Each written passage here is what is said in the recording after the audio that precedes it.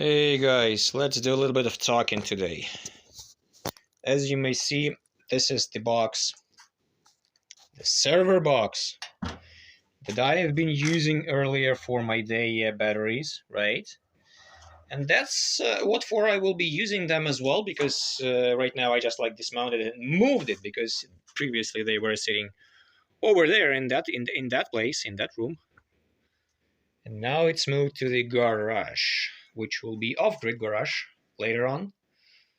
Not the Australian one, Ukrainian one. Anyways, don't mess them up. I don't pretend to be Andy-like. I'm not like that.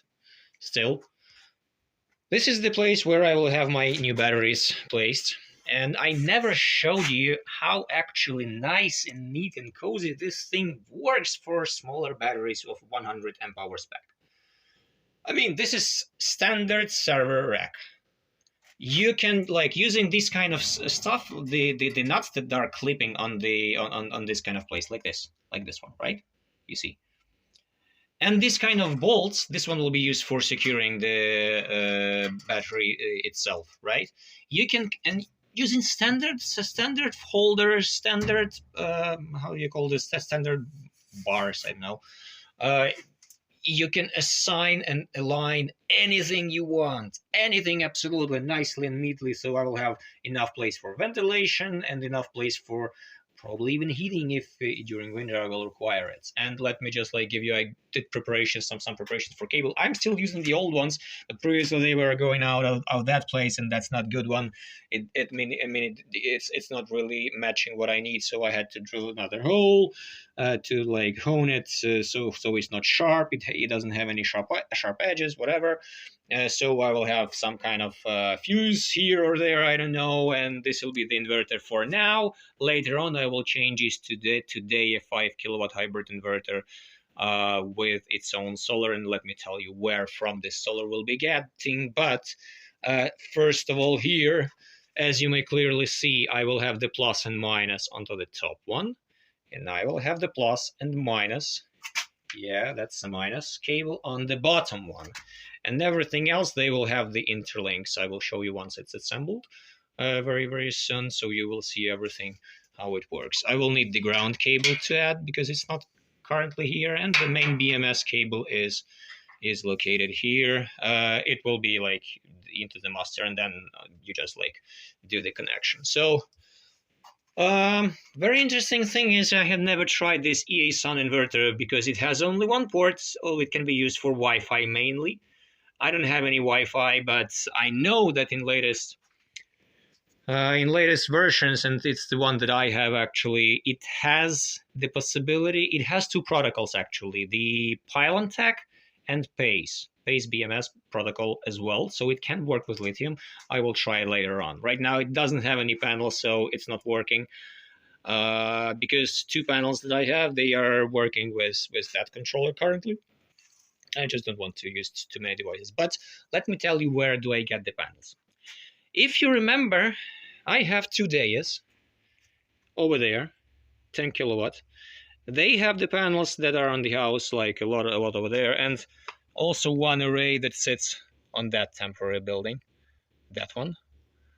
But this is the Huawei, the grid tie inverter, where there is 20 kilowatts.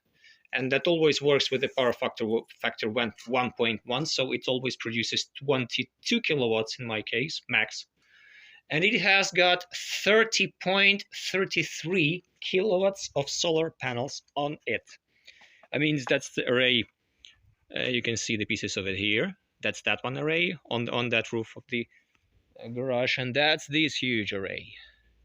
Two in parallel, lower and upper arrays, rows literally, they are in parallel. And the trouble is that for already, I think, 3 weeks maybe, it gets to the point where it produces 22 kilowatts and then stops. What I mean by saying stops, it cannot produce more. It cannot get to 22.5 to 23, 25 like they can, but this one cannot. Because this is a grid tie inverter, and I mean, it's stupid enough to just like do the solar clipping because that's what it was designed for. I don't like brag, I don't like complain, but I mean, that's just like the nature of it, and that's okay.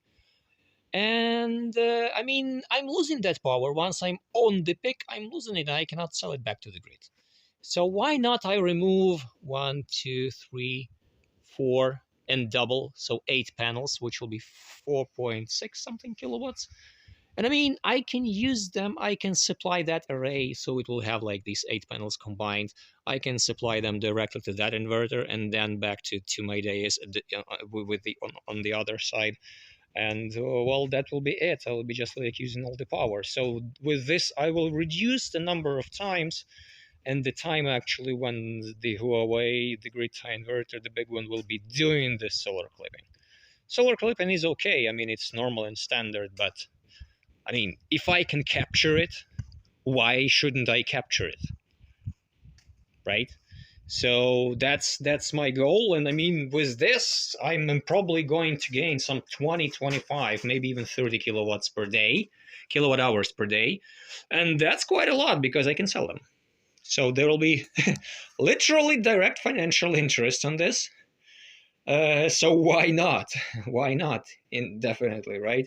Right now, if you remember, so I'm using these gel batteries. They are like an interim batteries for all the wind turbines. I mean, all the other stuff. And these two are dragging out the power, like right now, the tiny amounts of power, because they have two solar panels actually on it, which are producing currently some 360 watts. Well, I mean, that's okay.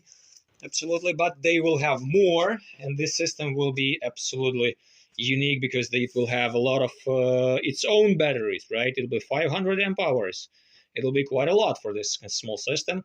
And I mean, with this, I am absolutely able to switch off the garage supplies from external power, and it'll be fully autonomous, right? So it'll be absolutely off grid. And once it will have day here, it'll be in about, I think, maybe 1-2 months. It depends. I'm not sure what delivery time will be. And I have already prepared the box where I have this switch for it, so it will be sitting on the gen port of that dais, that double 10 kilowatt inverters, if you remember. And I mean, it will be supplying the power there to the main system once it is required. And if not, I'll be able to always switch it off. So yeah, day number 1, day number 2, and the 75 kilowatt hours battery bank. Same one will be here, but I have to clean up the mess and I have to like do a little bit of construction work because I have to like dismantle this and then just like redo everything. So the exact same pack is going to be living here. That is why I'm moving these day batteries that are located currently here. So that's what's going on. And yeah, let me know if you're curious how much will I gain in kilowatt hours per day, because I have the stats. And we can compare it literally year to year. Oh, you see, it's very interesting. So some of them go. The wind is very, very low right now. Some of them go and some of them no. The biggest ones, they stopped. And I mean, the first one, FT1000, seems to be having some kind of flywheel effect. I would call it like that. I don't know. Anyways, hold on a sec. I will just put all the batteries here and I will show you how they are connected, how everything fits in here nicely. Hold on a sec. Finished the assembly, 95% finished, I would say, or 98, but not 100%. Let me explain you why. So first of all, as I told you, top units on the left, you see the plus getting into, and the minus is on the right. Then all the junctions, connections, and on the bottom one, again, on the left, you see the incoming plus, and on the right, you see the minus. The only trouble is that if you will be really carefully looking at it, you won't see anywhere ground cable or earth cable going somewhere. So they are just connected between themselves, and that's the trouble that why I can't launch the system right now.